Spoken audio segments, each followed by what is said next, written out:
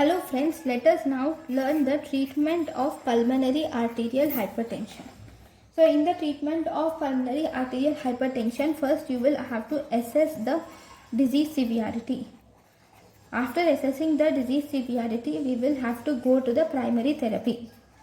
This primary therapy is mainly based to treat the cause of the disease. In primary therapy, you will have to treat the underlying cause. Okay, so first, now what is primary therapy?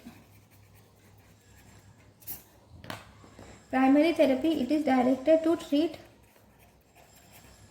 underlying cause.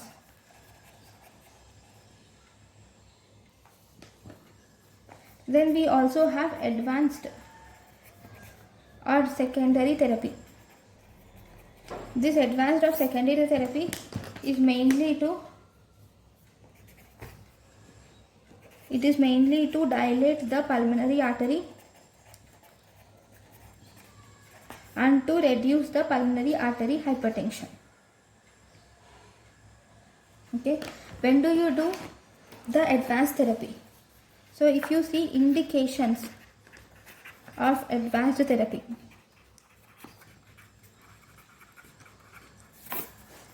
in group 1,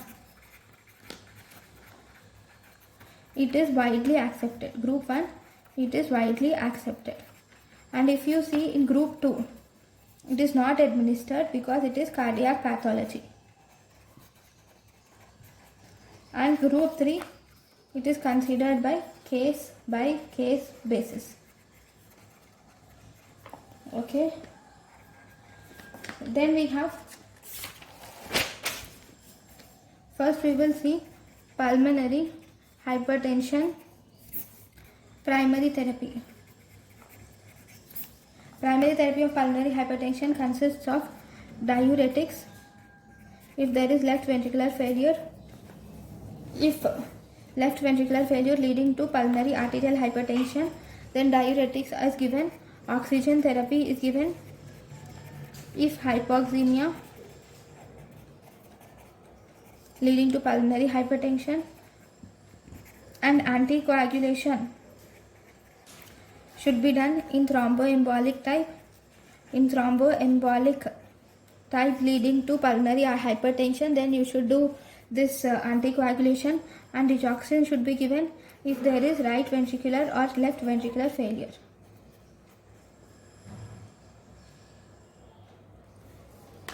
Then, if the patient is selected from secondary therapy, after being selected for secondary therapy, then the patient should undergo vasoreactivity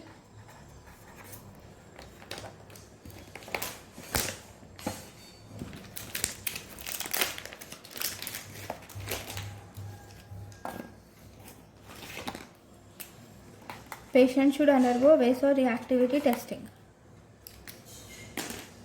Then the patient should undergo vasoreactivity testing and right heart catheterization.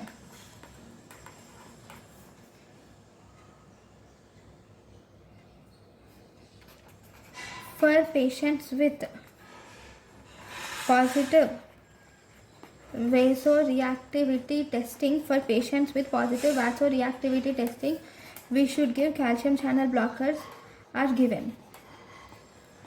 Before any advanced therapy, before giving any advanced therapy, we should give calcium channel blockers are given if the patient has vasoreactivity testing positive.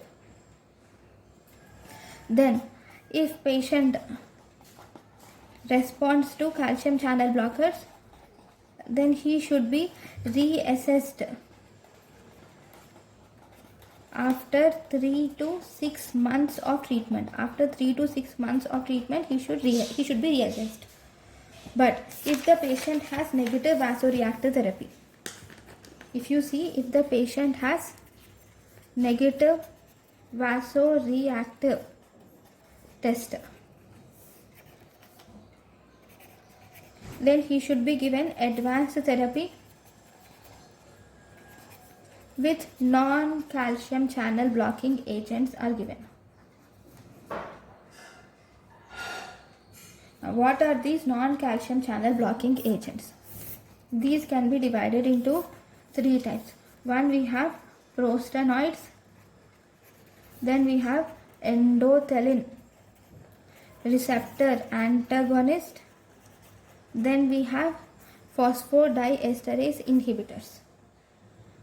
Okay, what are prostanoids? Prostanoids are IV epoprostenol. Then these include IV treprostinil, IV epoprostenol, IV treprostinil, subcutaneous treprostinil, epoprostenol, treprostinil, IV treprostinil, subcutaneous treprostinil. Then we have inhaled treprostinil and also inhaled iloprost.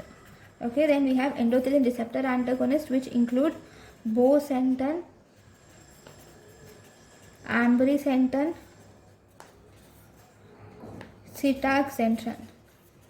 Okay, then we have phosphodiesterase inhibitors, which is sildenafil, tadalafil, and we have vardenafil. Okay, so these are the different drugs which were used. Now, what about the based on the class? So, if you see group WHO, functional group and drugs, you can write a chart. If WHO class 2, for class 2 we give drugs like ambrisentan, bosentan, sildenafil, tadalafil. Okay, then for class 3 we can give ambrisentan. Okay, we can give bosentan. Then we can give IV epoprostenol and IV treprostinil, and we can give inhaled iloprost. Okay, then we can give sildenafil and tadalafil can be given. All these are class 3. Then if you see class 4 are IV epoprostenol can be given. Okay, so these are the WHO functional groups and the drugs which are used for treating the respective groups.